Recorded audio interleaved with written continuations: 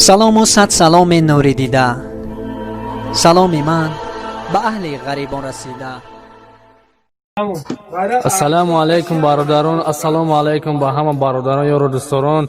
ما یک گروه غریبان بچه‌ها هستیم در شهر مسکو.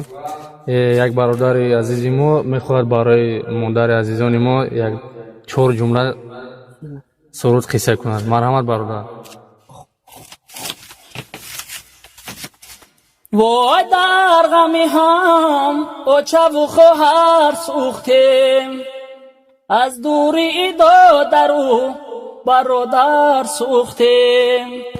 وای در غمی هم او چو خواهر سوختیم، از دوری دو درو برادر سوختیم. در شهرهای بیگانه و با مردمی روز، دور از پدر و جدا به هر در سوختیم.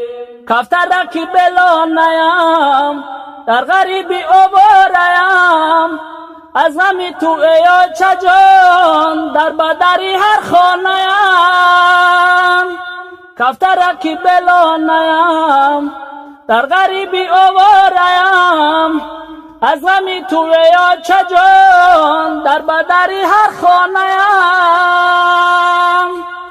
سنجید سویه تحکی سنجید سویه، کاش که مشیدم با او چجان هم سویه.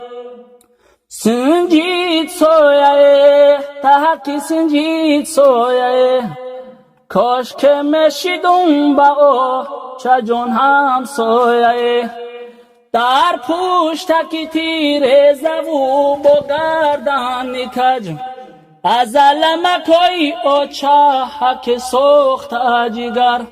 کفتر کی بلا نیم، در غریبی آواریم، از غمی تو یا چجان در بدری هر خانیم. کفتر کی بلا نیم، در غریبی آواریم، از غمی تو یا چجان در بدری هر خانیم. از ملکی غریب بیامدن نزد شما، کو چای جان بچم بگه پیشون بیا.